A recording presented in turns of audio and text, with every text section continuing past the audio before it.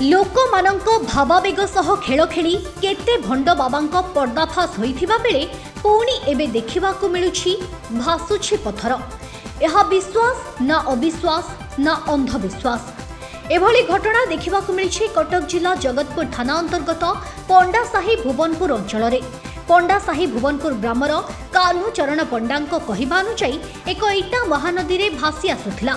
ସେ ତାକୁ ନଦୀରୁ ସାଉଁଟି ଆଣି ନିଜ ଘର ନିକଟରେ ରଖି ଲୋକମାନଙ୍କୁ ଖବର ଦେଇଥିଲେ। ଖବର ପାଇ ସେ ଇଟାକୁ ଦେଖିବାକୁ ଲୋକମାନଙ୍କ ଭିଡ଼ ଲାଗିବା ସହ ପୂଜାର୍ଚ୍ଚନା କରାଯାଇଥିଲା। ଅପରପକ୍ଷେ ଆମ ଚୌଦ୍ୱାର ପ୍ରତିନିଧି କ୍ଷୀରୋଦ ପରିଡ଼ା ଏକ ସ୍ଥାନରେ ଗଦା ହୋଇଥିବା ଏକ କମ୍ପାନୀ ଇଟାକୁ ଆଣି ନଦୀରେ ଫିଙ୍ଗିଥିଲେ। ସେ ଇଟା ବି ପାଣିରେ ଭାସୁଥିଲା। ଏଥିରୁ ଜଣାଯାଏ ଏକ କମ୍ପାନୀ ଏଭଳି ଇଟା ତିଆରି କରୁଛି ଯାହା ପାଣିରେ ଭାସୁଛି। କାହ୍ନୁଚରଣ ପଣ୍ଡା ଠାକୁରଙ୍କୁ ଆଖିଠାର ମାରି ସାଧାରଣ ଲୋକଙ୍କ ବିଶ୍ୱାସକୁ ନେଇ ସେ ଇଟା ଆଣି ଲୋକମାନଙ୍କ ଭାବାବେଗ ସହ ଭକ୍ତି ସହ ଖେଳ ଖେଳୁଛନ୍ତି। ଲୋକଙ୍କ ଭକ୍ତି ଭାବାବେଗକୁ ନେଇ ଅବିଶ୍ୱାସ ଖବର ପ୍ରସାରଣ କରିବା ଆମର ଉଦ୍ଦେଶ୍ୟ ନୁହେଁ। ତଥାପି ଆମେ କହି ରଖୁଛୁ, ଏଭଳି ଦୃଶ୍ୟ ସାମ୍ନାକୁ ଆସିଲେ ପ୍ରଥମେ ଆପଣ 10 ଥର ଚିନ୍ତା କରନ୍ତୁ ଏହା କେତେ ଦୂର ସତ୍ୟ। ପଣ୍ଡା ଘର ଭୁବନପୁର ଜଗତପୁର ମହାନଦୀ ଆମର ବଟେଶ୍ୱର ମନ୍ଦିର କୂଳରେ ଭାସୁଥିଲା। ମୋତେ ମୋ ବନ୍ଧୁ ଫୋନ୍ କଲେ, ମୁଁ ଗଲି।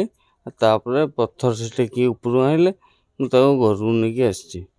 ତା ୱେଟ୍ ହେଉଛି 8 କେଜି 900 ଗ୍ରାମ। ଏ ପଥର ମିଳିଲାଣି ମାସେ ହେବ, କିନ୍ତୁ କାହାକୁ କୁହାହେଉନଥିଲା। ଆମ ରଥଯାତ୍ରା ଦିନ ଏଇଟା ସବୁ ସମସ୍ତେ ଜାଣିଲେ। ଜୟ ଶ୍ରୀରାମ।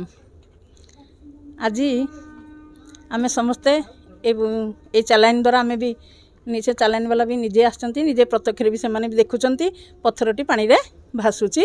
ଏବଂ ସେ ପଥରଟି ଆମର ପୁତୁରା ପାଇଥିଲେ ଆମର ଏଇ ମହାନଦୀ ବଟ ଠାକୁରଙ୍କ ପାଖରେ। ଆଉ ସେ ପଥରଟି ଆସିଲାଣି ଶ୍ରୀଗୁଣ୍ଡିଚା ରଥଯାତ୍ରା ପୂର୍ବରୁ। ଏଠି ବହୁତ ଜଗତପୁରରେ ବହୁତ ଲୋକ ଆସିକି ଦେଖିଲେଣି, ବହୁତ ଅନ୍ୟ ଅନ୍ୟ ଗାଁରୁ ବି ଲୋକ ଦେଖିକିରି ସବୁ ଯାଉଛନ୍ତି। ସମସ୍ତେ ଦେଖୁଛନ୍ତି, ହଁ କହନ୍ତି ସତରେ ଆମେ ବିଶ୍ୱାସ କରିପାରୁନୁ, ସତରେ ପଥରଟା କ'ଣ ପାଣିରେ ଭାସୁଛି। ବିଶ୍ୱାସ କରୁନାହାନ୍ତି ଲୋକମାନେ ଅଧେ।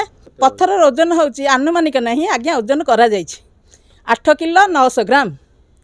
ଆମେ ଓଜନ ମୋ ପୁତୁରା ଆଣିଲା ପରେ ତାକୁ ଓଜନ ବି ଆମେ କରିଦେଇଛୁ। 8 କିଲୋ 900 ଗ୍ରାମ ଏଇଟା ଆମର ପଥରର ଓଜନ ହେଇଛି। ସେଇଟା ବି ପାଣିରେ ଭାସୁଛି। ଆପଣ ତ ପ୍ରତ୍ୟକ୍ଷରେ ଦେଖୁଛନ୍ତି। ଆଉ ସେ ପାଣିରେ ଭାସିବାଟା ହେଉଛି ଅଦ୍ଭୁତ କଥା, କାରଣ ଏଇଟା ଆଲୌକିକ କଥା। ଉନ୍ନତି କ'ଣ ଘଟିବ? ଉନ୍ନତି କହିବା ଯେ ଯେଉଁ ସାମାଜିକ ସ୍ତରରେ ଆମେ ଉନ୍ନତି ଭୋଗ କରୁଛେ, କୋଠାବାଡ଼ି ହେବା, ଜ୍ଞାନ ଅର୍ଜନ କରିବା, ସେ ଅମୁକ ହେବା ସମୁକ ହେବା, ଏସବୁ ଜିନିଷ ଏ ଯେଉଁ ଆମର ସାମାଜିକ ସ୍ତରର ଉନ୍ନତି ଆମେ ଚାହୁଁନୁ। ତେଣୁ ଆମ ଭିତରର ଉନ୍ନତି, ଆମେ ଅନ୍ତରର ଉନ୍ନତି ଆମେ ଚାହୁଁଛୁ। ଯେ ପ୍ରଭୁ ଆମକୁ ତାଙ୍କରି ପଥରେ ଅବଗାହିତ କରନ୍ତୁ ଏବଂ ଆମକୁ ନେଇକି ତାଙ୍କରି ପାଖରେ ପହଞ୍ଚାଇ ଦିଅନ୍ତୁ। ତାଙ୍କ ଚରଣ ତଳେ ଆମେ ଆଶ୍ରିତ ହେବୁ। ଏଇଟା ହିଁ ପ୍ରକୃତ ପାଇବାର ଜିନିଷ। ସେଥିପାଇଁ ଏ ପଥରଟି ଭାସି ଭାସି ଆଜି ଆମ ପାଖକୁ ଆସିଅଛି। ଉନ୍ନତି କ'ଣ ଘଟିବ? ଉନ୍ନତି କହିବା ଯେ ଯେଉଁ ସାମାଜିକ ସ୍ତରରେ ଆମେ ଉନ୍ନତି ଭୋଗ କରୁଛେ, କୋଠାବାଡ଼ି ହେବା, ଜ୍ଞାନ ଅର୍ଜନ କରିବା, ସେ ଅମୁକ ହେବା ସମୁକ ହେବା, ଏସବୁ ଜିନିଷ ଏ ଯେଉଁ ଆମର ସାମାଜିକ ସ୍ତରର ଉନ୍ନତି ଆମେ ଚାହୁଁନୁ।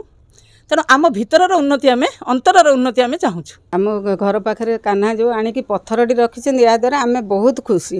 ଯେଉଁଦିନ ଶୁଣିଲୁ ଯେ ମହାନଦୀରୁ ଭାସିଲା ପଥର ଆସିକି ପହଞ୍ଚିଗଲା, ସେଦିନ ଆସିକି ସମସ୍ତେ ଦେଖିଲୁ। ବହୁତ ଖୁସି ବି ଲାଗିଲା। ଆମର ଗାଁର ସମସ୍ତେ ଆସିକି ବି ତାକୁ ଦେଖୁଛୁ। ଗୋଟେ ଆମେ ଭଜନଟେ ଗାଉଥିଲୁ ଆଗରୁ, ପାଣିରେ ପଥର ଭାସିବ। କିନ୍ତୁ ଆଜି ଆଖି ଆଗରେ ଆମେ ଦେଖିଲୁ ଯେ ସତରେ ପାଣିରେ ପଥର ଭାସୁଛି। ତେଣୁ ଭଗବାନଙ୍କର କ'ଣ ଆଶୀର୍ବାଦ ଆମ ଗାଁ ପ୍ରତି ଅଛି କି ଆମ ପ୍ରତି ଅଛି, ଯେଉଁଥିପାଇଁ କି ସେ ନିଜେ ନିଜେ ଆସିକି ଆମ ପାଖରେ ପହଞ୍ଚିଛନ୍ତି। ମହାନଦୀରୁ ପାଇଥିଲେ, ମୁଁ ଶୁଣିଲି ବର୍ତ୍ତମାନ, ମୁଁ ଆଗରୁ ବି ଜାଣିନଥିଲି। ବର୍ତ୍ତମାନ ଖବର ପାଇକରି ଆସିଲି, ଆଉ ଦେଖୁଛି ବି ଆଖି ଆଗରେ ପଥର ଭାସୁଛି, ଶୁଣୁଛି ବି 8 କିଲୋ 900 ଗ୍ରାମ ହୋଇଛି ଓଜନ। ବହୁତ ଖୁସି ଲାଗିଲା, କାରଣ ଆମେ ଯାଇଥିଲୁ ପୁରୀ ବହୁତ ଦିନ ତଳେ। ପୁରୀରେ ସିଦ୍ଧ ମହାବୀରଙ୍କ ପାଖରେ ମୁଁ ଦେଖିଥିଲି ଏମିତି ଜୟ ଶ୍ରୀରାମ ଲେଖା ହେଇ ପଥର ଭାସିଥିଲା। ଆଶ୍ଚର୍ଯ୍ୟ ବି ଲାଗିଲା, ଆମେ ଏମିତି ଦେଖିନଥିଲୁ କେଉଁଠି, କିନ୍ତୁ ଆମରି ଗାଁରେ ଆଜି ପ୍ରଭୁ ଆସି ପହଞ୍ଚିଛନ୍ତି। ତେଣୁ ମୁଁ ଏତିକି ଆଶା କରୁଛି, ଭଗବାନ ସମସ୍ତେ ଆମ ଗାଁକୁ, ଆମ ଦେଶକୁ, ଆମ ରାଜ୍ୟକୁ ସମସ୍ତଙ୍କୁ ଭଲରେ ରଖନ୍ତୁ। ଭାଗବତ ମାଆଙ୍କ ପୁଅ ପାଇଛନ୍ତି। ଆମର ମାଆ ଯାଇ ଆମକୁ କହିଲେ ଏମିତି ମୋ ପୁଅ ପାଇଛି, ଆଉ ଇଏ ଯିବ ଦେଖିବାକୁ। ଆମେ ସେଇଦିନ ରାତି ଅନ୍ଧାର ବର୍ଷା ହେଉଥାଏ, ଆମେ ଆସି ଦେଖିକି ଗଲୁ। ଆମେ ଦେଖିକି ବହୁତ ମାନେ ଖୁସି ହେଇକି ଗଲୁ। ତାପରେ ଆଜି ବି କାହ୍ନା ମୋତେ 3 ଥର ଫୋନ୍ କଲାଣି, ଆସ ଆସ ଆସ। ଚୌଦ୍ୱାରରୁ କ୍ଷୀରୋଦ ପରିଡ଼ାଙ୍କ ରିପୋର୍ଟ, ଫୋକସ୍ ପ୍ଲସ୍।